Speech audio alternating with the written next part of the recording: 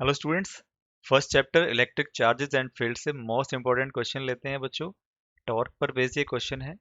CBSE, ISC और सभी boards के लिए मोस्ट इंपॉर्टेंट है। सो बच्चों स्क्रीन पर क्वेश्चन शो हो गया है, बच्चों अच्छे से पढ़ लेते हैं। Two charges of -4 microcoulomb and +4 microcoulomb are placed at the points A, coordinates हैं 1,0,4 and B, 2, -1, 5 located in an electric field that is 0.20 I cap volt पर सेंटीमीटर। इलेक्ट्रिक फील्ड बच्चों वोल्ट पर सेंटीमीटर में दिया है, इसको वोल्ट पर metre में हमें कन्वर्ट करना होगा। Calculate the torque acting on the dipole. Students ध्यान से देखेंगे कैसे डाइपोल यहाँ पर दिया हुआ है। सो हम यहाँ पर 3D कोऑर्डिनेट्स ले लेते हैं। वाई डैश जो है वो नेगेटिव वाई डायरेक्शन है बच्चों, और वाई पॉजिटिव है, ऊपर जेड और इधर एक्स एक्सेस ये हो जाती है। सो यहाँ पर बच्चे देखिए -4 माइक्रोकूलम जो रखा हुआ है वो ए पॉइंट पर रखा है, इसके कोऑर्डिनेट्स हैं 1,0,4 और +4 माइक्रोकूलम रखा है बच्चों बी पॉइंट पर, जिसके कोऑर्डिनेट्स हैं 2, -1, 5। सो दोनों चार्जेस मिलकर एक डाइपोल बना लेते हैं। डाइपोल में क्या होता है, दो चार्जेस होते हैं सेम स्ट्रेंथ के लेकिन अपोजिट काइंड के होते हैं, एक पॉजिटिव और एक नेगेटिव। उनके बीच की दूरी फिक्स रहती है, यानी वो अलाइन कर सकते हैं, मूव कर सकते हैं, साथ साथ मूव करेंगे। सो यहाँ पर बच्चों एक इलेक्ट्रिक फील्ड भी है, और इलेक्ट्रिक फील्ड की डायरेक्शन है पॉजिटिव एक्स डायरेक्शन में, राइट। सो इट्स डाइपोल पर इलेक्ट्रिक फील्ड की वजह से एक टॉर्क लगता है, और उस टॉर्क की वजह से ये डाइपोल अपने आप को अलाइन करती है। सो हमें वही टॉर्क निकालना है स्टूडेंट्स। सो यहाँ पर डाइपोल मोमेंट की डायरेक्शन क्या होगी बच्चों, डाइपोल मोमेंट की डायरेक्शन होगी नेगेटिव से पॉजिटिव की तरफ, और इलेक्ट्रिक फील्ड की डायरेक्शन है एक्स एक्सिस में।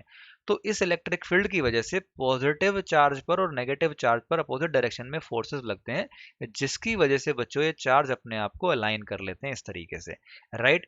यानी पॉजिटिव चला जाता है फील्ड की डायरेक्शन में और नेगेटिव जाता है फील्ड के अपोजिट, लेकिन वो दोनों अलग अलग नहीं जाएंगे, वो अपने आप को अलाइन करेंगे क्योंकि वो एक दूसरे से बाउंड भी हैं, राइट। अब वो किस तरीके से बाउंड है, वो दोनों एक मॉलिक्यूल के हिस्सा हैं या क्या है वो अलग बात है, लेकिन एक डाइपोल अगर बना रहे हैं तो ये अपने आप को बच्चों अलाइन करेंगे। यहाँ पर एक टॉर्क लगेगा।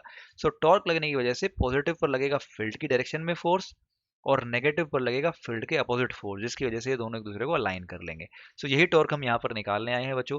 सो यहाँ पर इस टॉर्क को निकालने के लिए हमें क्या क्या गिवन है और क्या हमें निकालना है, किस तरीके से इस टॉर्क को समझेंगे, स्टेप बाय स्टेप समझते हैं। सो बच्चों टॉर्क निकालने का जो फॉर्मूला होता है वो होता है इन vector form P cross E।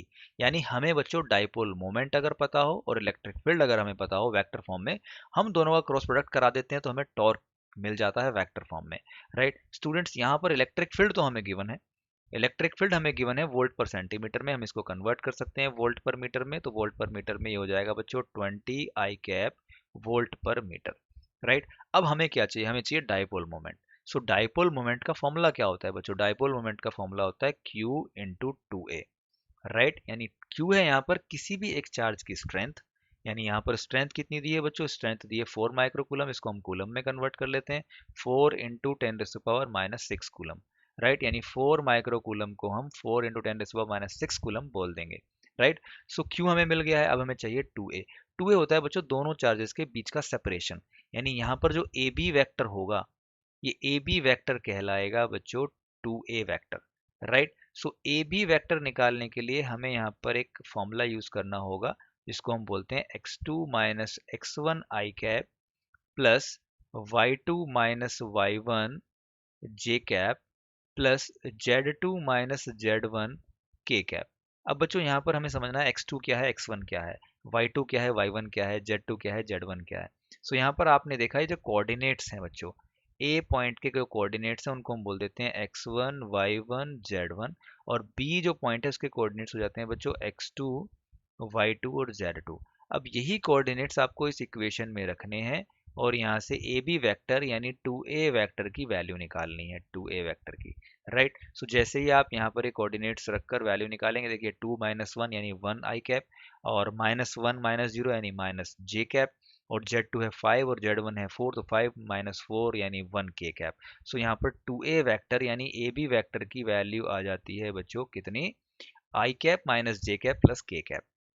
So this is how we find the separation between the charges, right। कितना मिला बच्चों हमें, देख लेते हैं यहाँ से आई कैप माइनस जे कैप प्लस के कैप। अब देखिए यहाँ पर Q की वैल्यू है 4 इंटू 10⁻⁻6, और हमें 2A की वैल्यू मिल गई आई कैप माइनस जे कैप प्लस के कैप। दोनों की वैल्यू हमने रखी तो हमें मिल जाता है 4 इंटू 10⁻⁻6 इंटू आई कैप माइनस जे कैप प्लस के कैप। सो हमें यहाँ पर बच्चों क्या मिल गया है, डाइपोल मोमेंट हमें मिल गई है, इलेक्ट्रिक डाइपोल मोमेंट। और इलेक्ट्रिक फील्ड की वैल्यू हमें पता है, इलेक्ट्रिक फील्ड की वैल्यू कितनी है बच्चों, 20 I cap, right. Electric field की वैल्यू है स्टूडेंट्स 20 I कैप वोल्ट पर मीटर, यानी हमें एसआई यूनिट में ही चाहिए, इसीलिए हमने चार्ज को कूलम में बदला, इलेक्ट्रिक फील्ड को वोल्ट पर मीटर में बदला, ताकि हमें टॉर्क न्यूटन मीटर में मिल सके। अब हमें क्या करना है बच्चों, अब हमें डाइपोल मोमेंट और इलेक्ट्रिक फील्ड का क्रॉस प्रोडक्ट कराना है। सो डाइपोल मोमेंट की वैल्यू हो गई 4 × 10⁻⁶ I cap minus J cap plus के कैप, और इलेक्ट्रिक फील्ड की वैल्यू होगी बच्चों 20 I कैप।